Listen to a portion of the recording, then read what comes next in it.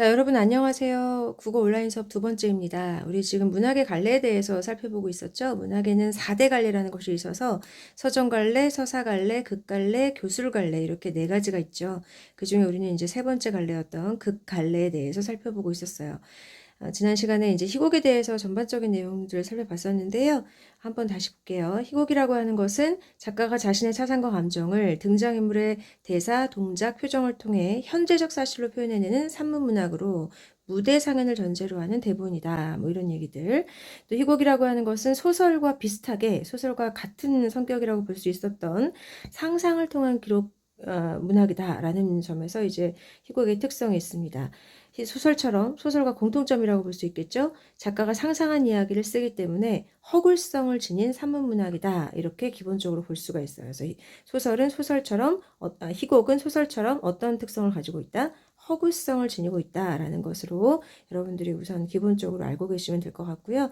두 번째는 무대 상연을 전제로 한 글이다라고 되어 있죠. 원칙적으로 무대에서 상연될 것을 목적으로 하기 때문에 시공간과 인물수의 제약이 따른다. 뭐 이런 얘기들.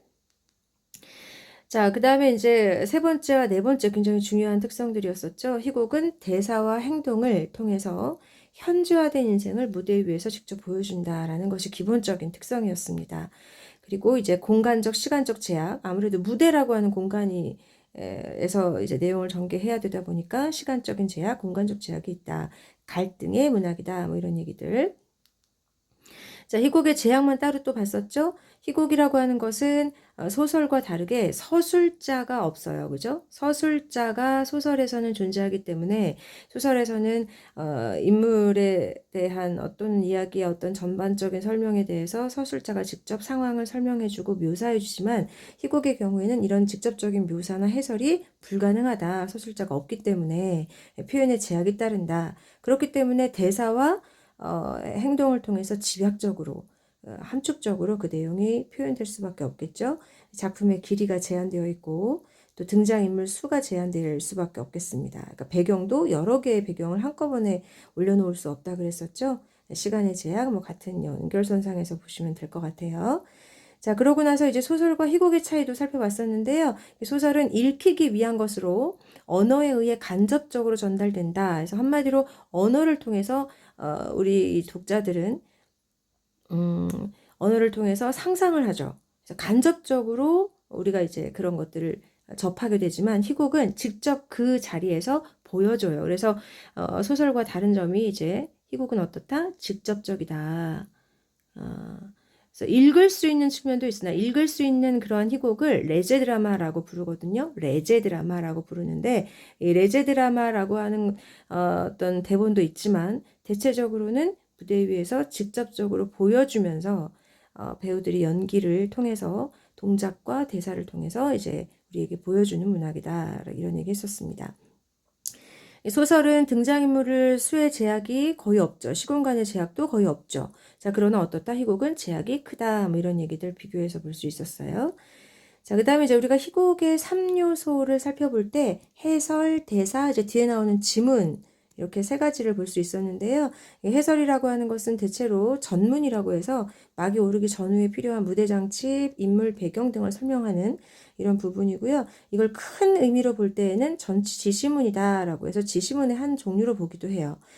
그 다음에 이제 중요한 대사라고 하는 것이 있는데 대사는 사건을 진행시키고 인물의 성격이나 심리를 드러내면서 작품의 분위기를 또 주제를 암시하기도 한다. 뭐 이런 얘기들. 자, 그리고 이제 대사에는 대화, 독백, 방백이라는 것이 있어서 등장인물들끼리 주고받는 말, 혼자 하는 말, 또는 관객에게는 들리지만 상대 배우에게는 들리지 않는다고 약속하는 말, 이런 것들을 대사의 종류라고 불렀습니다. 또 지시문에는 크게 무대 지시문과 동작 지시문이 있어서 이 무대 지시문은 앞에 얘기했던 해설하고 조금 비슷한 성격이 있다고 보시면 돼요. 이제 무대 장치, 등장인물, 시간, 장소 등을 소개하고 설명하는 부분이다. 이 동작 지시문이 일반적인 이제 지시문이라고 할 수 있는 부분인데요. 등장인물들의 동작이라든가 표정, 심리, 말투, 등장 시기들을 괄호 안에 지시해주거나 괄호가 아니더라도 이제 그런 내용을 제시해주면 이걸 이제 등장인물들은 그 지시문에서 제시하는 대로 표정을 짓거나 동작을 하거나 말투를 나타내죠. 이런 것들을 이제 우리가 기본적인 지시문이다라고 볼 수가 있겠습니다. 자, 그 다음에 이제 우리가 희곡의 구성 단위를 좀 봐야 될 것 같은데요. 희곡의 구성 단위는 크게 장과 막으로 구분이 돼요. 이 장이라고 하는 것은 희곡 안에 여러 개의 대사들이 모여서 하나의 장면을 만들어요. 그리고 장이 모이면 막을 이룬다. 그래서 대사가 장을 만들고 그리고 막을 형성한다. 이렇게 볼 수가 있겠죠. 그래서 하나하나 살펴보면 장이라고 하는 것은 희곡의 기본 단위로 개개의 장면을 말한다. 여러 개의 장면이 모여서 하나의 막을 구성한다 라고 되어 있죠. 보통 장면이라고 하는 것은 배경이 바뀔 때 또는 인물들이 등장하고 새로운 인물이 또 이제 뭐 퇴장하거나 새로운 인물이 등장하면서 구별된다.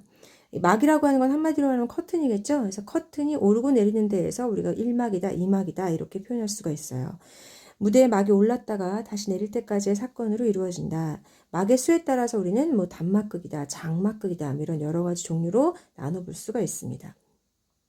자, 이렇게 이제 우리가 희곡에 대한 것을 살펴봤고요. 그렇다면 시나리오가 무엇인가? 그러니까 시나리오에 대한 것을 살펴볼 텐데, 시나리오는 희곡과는 다르게 영화나 드라마의 대본이다라고 보시면 돼요. 그래서 영화나 드라마를 촬영하기 위해서 만들어낸 그런 창작된 대본이다. 시나리오의 특성으로 첫 번째를 본다면 희곡하고 소설의 공통적인 부분이라고 볼 수 있겠죠. 영화 상영을 전제로 작가가 창작한 허구다. 시나리오와 소설과 이 세 가지 공통된 면이라고 볼 수가 있어요. 두 번째, 장면을 단위로 하며 장면의 변화가 굉장히 다양할 수 있다라는 것이 바로 시나리오의 특성이죠.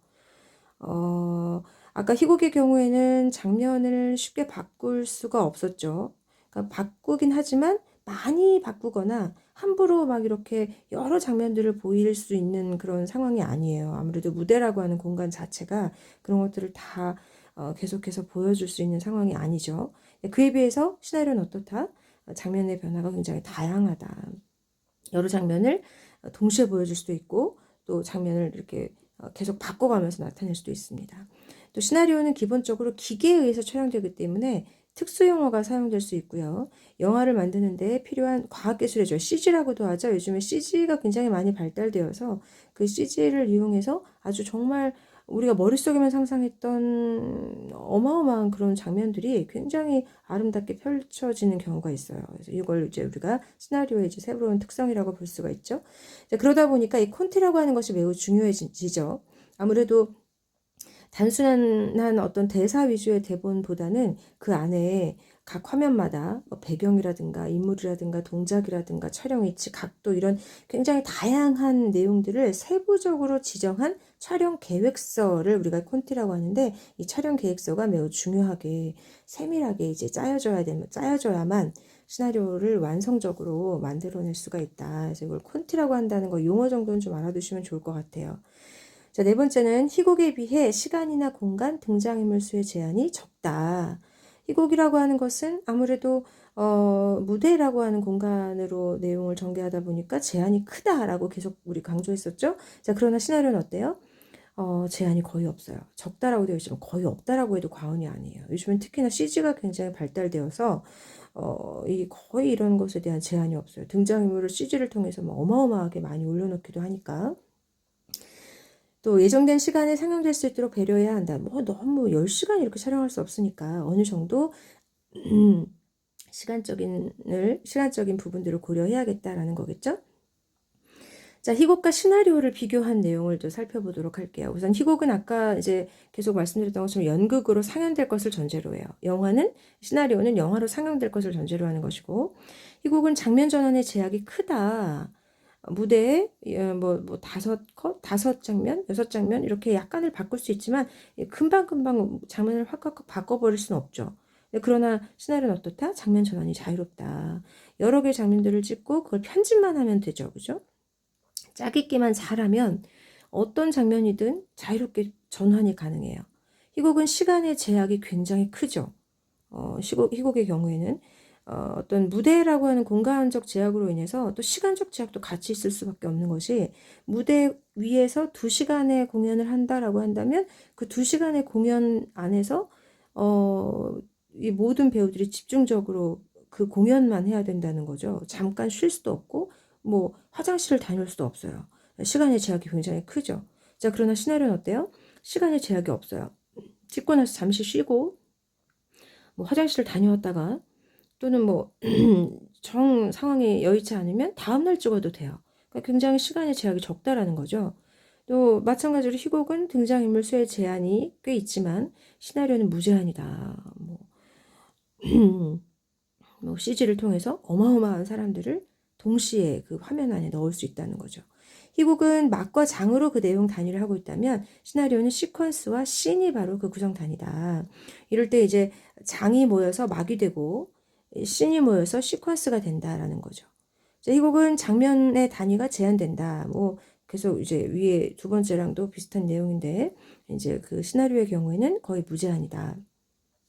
자, 희곡의 경우에는 문학 작품으로서의 성격이 굉장히 강해요. 그래서 어떤 그런 문학 작품으로서의 어떤 읽기 위한 목적으로도 많이 이제 희곡은 사용이 되는 경우도 있다 보니까 그 자체로서 문학 작품이다라고 본다는 거죠.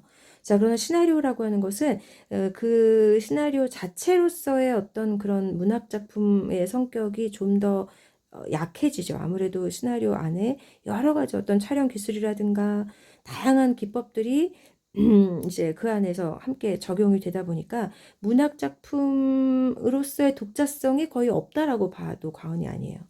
영화로 상영되거나 그 영화로 상영되기 위해서 다양한 어떤 다른 예술적 장르들을 한꺼번에 함께 활용할 수밖에 없는 그런 것이 바로 시나리오다. 희곡은 초점화된 행동으로 표현된다. 그래서 아무래도 무대 위에 인물들이 몇 명 올라가지 않죠. 한 두세 명, 뭐 5명 이 정도밖에 올라가지 않다 보니까 그 인물들의 행동에 굉장히 집중적으로 초점이 잘 맞춰져서 표현이 되죠. 그래서 그러나 시나리오의 경우에는 굉장히 다양한 장면을 동시에 보여줄 수가 있어요. 여러 사람의 모습이라든가, 뭐 예를 들어 우리 영화에서 전쟁 장면 같은 것을 보면 굉장히 여러 명의 사람들의 어떤 그런 뭐 전투 장면 같은 것들이 한꺼번에 보이다 보니까 어떤 면에서는 좀 산만하고 정신이 없는 면도 없잖아 있어요. 하나의 어떤 동작에 집중되어 있지 않다는 거죠. 그런 면에서 차이가 있다. 자, 그러나 둘은 종합예술의 대본이다라는 점에서는 공통되어 있습니다. 희곡이나 시나리오는 모두 종합예술의 대본으로서의 역할을 해요. 이게 무슨 얘기냐면 단순히 읽기 위한 목적으로 레제 시나리오, 뭐 레제 드라마, 뭐 이런 식의 어떤 희곡과 시나리오의 성격보다는 그 안에 음악이라든가 또는 회화라든가 춤, 동작이라거나 아니면은 뭐 다양한 어떤 그런 장면들이 동시에 드러남으로 인해서 한 가지 예술이 아닌 여러 장르의 예술들이 한꺼번에 등장하게 된다는 거죠. 그래서 희곡과 시나리오는 대표적인 종합예술이다라고 봐요. 자, 그리고 희곡과 시나리오는 작품 길이가 제한되어 있죠. 물론 드라마 같은 경우에 뭐 장편으로 시작되는 경우도 있겠지만 기본적으로 작품 길이 자체가 제한되어 있습니다. 소설에서 굉장히 길게 표현될 수 있는 것들을 희곡과 시나리오에서는 2시간, 뭐 3시간 요 안에 잘 짜여지도록 집약적으로 표현을 해야 돼요. 이것과 시나리오는 둘 다 대사와 여기는 안 나와 있죠. 행동을 중심으로 내용이 전개된다. 대사와 행동 같이 연결되면서 여러분들이 파악을 해주시면 좋을 것 같아요. 자, 구성이 치밀하다. 그래서 구성 자체가 굉장히 또 이렇게 집약적으로 드러나요. 집약적으로. 아까도 말씀드렸지만 소설에서 장황하게 설명하고 서술하는 부분들을 희곡과 시나리오는 행동과 동작으로 행동이나 동작이나 또는 대사를 통해서 그걸 집약적으로 드러내야 되죠. 그러다 보니까 대사 한마디 한마디가 굉장히 다양한 의미를 함축적으로 드러낼 수도 있어요. 그래서 우리는 그들의 행동과 대사 한마디 한마디에 숨겨진 뜻을 찾아내고 그 의미를 해석하고 뒤에 있는 내용을 미루어 짐작하죠. 그래서 어떤 그런 소설보다는 아무래도 훨씬 더 함축적이고 집약적이다라는 특성이 있다는 거 알아두시면 될 것 같습니다. 자, 그 다음에는 시나리오의 구성 요소인데요. 그 구성 요소의 이제 첫 번째가 외적 구성 요소죠. 외적 구성 요소. 그 외적 구성 요소로 우리는 크게 이제 씬과 시퀀스를 들 수가 있어요. 여러 개의 마디가 모여서 장면을 구성하고 장면들을 연결해서 시퀀스를 설정한다. 이러한 시퀀스들이 모여 한 편의 시나리오가 이루어진다. 이렇게 되어 있죠. 여러 개의 마디를 컷이라고 불러요. 컷. 영화를 찍을 때 보면은 이제 감독은 여러 개의 컷을 찍죠. 우리는 하나의 장면으로 보지만 사실 감독은 그 장면을 컷 잘라서 한 컷에 여러 장면, 여러 번을 찍고 그 중에서 가장 마음에 드는 컷을 모아서 그걸 짜깁기를 해서 하나의 장면을 만들어요. 그래서 컷이 모여서 장면이 되는 거예요. 그쵸? 자, 이거 컷이 모여서 뭐가 된다고요? 장면이 되고, 이 장면들이 또 이제 장면들을 서로 연결하다 보면 하나의 이야기 구조인 시퀀스가 완성이 돼요. 시퀀스. 그리고 이것은 또 전체적인 이야기의 구조인 시나리오로 거듭나서 완성이 되더라. 이런 얘기들. 자, 그럼 C는 뭐냐? 장면이죠. 한마디로 말하면. 이럴 때 C는 S#1, S#2, S#1, S#2 이런 식으로 장면 번호 첫 번째, 두 번째 등과 같이 쓰고요. 이것을 씬 넘버, 장면 번호라고 불러요. 그리고 그 번호 뒤에는 뭘 나타낸다? 장소와 시간 등을 제시한다. 그래서 어떤 장소에서 어떤 시간에 그 내용을 찍을 것인지를 제시해주는 부분이 바로 씬이에요. 씬. 자, 그리고 그러한 씬들이 모여서 하나의 내용 단위가 되죠. 그걸 시퀀스라고 한다 그랬습니다. 자, 그 다음에 이제 내적 구성 요소를 살펴볼 수가 있는데, 시나리오의 내적 구성 요소는 희곡과 약간 달라요. 아까 희곡의 구성 요소, 3대 구성 요소를 얘기할 때 뭐뭐 얘기했었냐면, 해설, 지문, 대사 이렇게 얘기했었거든요. 근데 여기에서 이제 우리가 이 해설이라고 하는 것이 해설과 지문 대사라고 하는 것이 있었는데 그 중에 이제 장면 표시가 하나 더 들어가죠. 이 시나리오에서는. 하나씩 보면 이제 대사는 배우들끼리 주고받는 말입니다. 그러니까 대화가 있거나 또 혼잣말, 독백을 하거나 뭐 이렇게 대사를 주고받겠죠. 그 다음에 지문이라고 하는 것은 절대 영화나 이런 데에서 누가 읽거나 말해주지 않아요. 말해주거나 읽어주는 것이 아니라 어떻게 한다고요? 등장인물이 동작을 하면서 보여주거나 표정으로 보여주거나 말투를 나타내거나 심리를 나타내거나 또는 이제 여기에 뭐 조명이 어떻고 음향효과가 어떻고 배경음악 이런 모든 것들을 지시해주는 부분을 바로 지문이라고 하죠. 어떤 식으로 연기를 할 것인지를 알려주는 거예요. 그러면 배우는 그걸 보고 그런 연기를 펼치는 거죠. 또 어떤 조명이나 음향 효과가 있는지에 대한 것들도 지문에서 제시해주면 그런 장면마다 그런 것들을 효과를 넣어서 장면을 완성한다는 거예요. 자, 그런가 하면 장면 표시는 뭐냐? 우리 아까 봤던 장면 번호를 씬 넘버를 말하겠죠? 이게 이제 희곡의 내적 구성 요소라고 볼 수 있는 부분이고, 그 다음에 해설이라고 하는 것은 시나리오의 첫머리에 등장인물이나 때, 장소, 배경 등을 설명해 놓은 부분. 대체로 아까 이제 지문하고 구별해서 알아본다면 지문은 아무도 말해주거나 읽어주지 않지만 해설은 우리가 이제 우리 이제 영화 같은 거 볼 때 자막으로 처리되는 부분이에요. 자막. 영화가 시작될 때 어떤 등장인물이 나오는지를 소개하거나 영화가 다 끝나고 나서 왜 자막이 이렇게 올라가죠? 거기 보면 감독은 누구고 연출은 누구고 조연출은 누구고 뭐 카메라 감독은 누구였고 뭐 이런 거 소개해주는 부분이 있을 거예요. 그러니까 그런 부분을 해설이라고 한다는 거죠. 또는 영화나 드라마 앞부분에 어떤 그 장소에 대한 또는 때에 대한 배경을 설명해 주는 경우가 있어요. 그리고 배경을 간단하게 이제 글로써 소개해 주면 우리는 얼른 그 자막으로 처리된 부분들을 읽어요. 그런 부분들을 해설이라고 합니다. 또는 이제 약간 다른 개념으로 이제 내레이션이라고 하는 것이 있는데 이 내레이션도 해설의 일종이라고 볼 수도 있죠. 또는 이제 혼잣말, 독백의 한 방법이라고도 볼 수 있는데 이 내레이션을 통해서 상황을 설명해 줄 수 있다. 뭐 이런 것들. 자, 그 다음에 이제 시나리오 용어를 정리를 해보도록 하겠습니다. 시나리오 용어는 사실 굉장히 다양하고 많이 있는데 그 중에서 이제 몇 가지 핵심적인 것들만 간단하게 정리를 했어요. 우선 첫 번째는 CU라고 해서 클로즈업의 약자죠.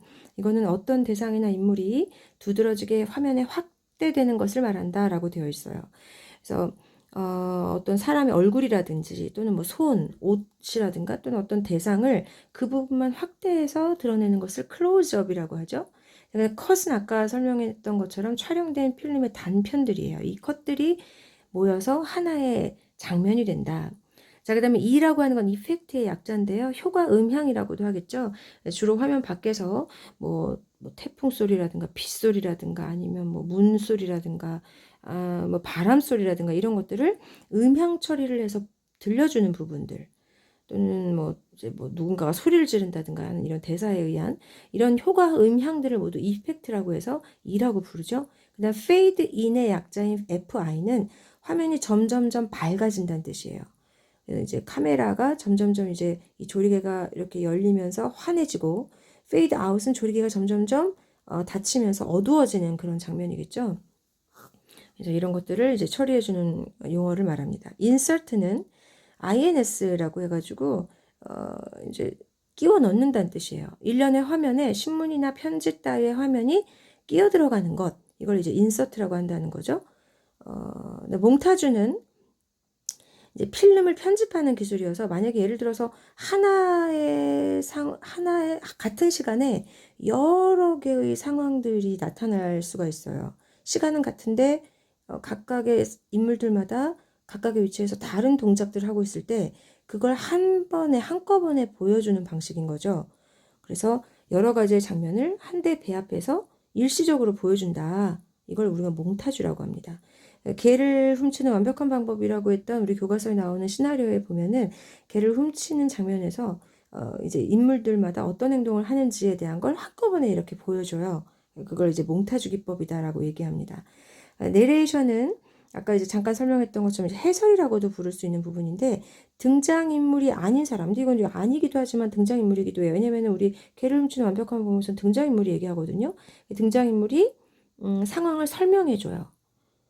이런 상황에서 나는 어떤 생각을 가지고 있고 어떤 마음으로 이런 행동을 했는지를 설명해주고 있는 그런 부분을 내레이션이라고 한다.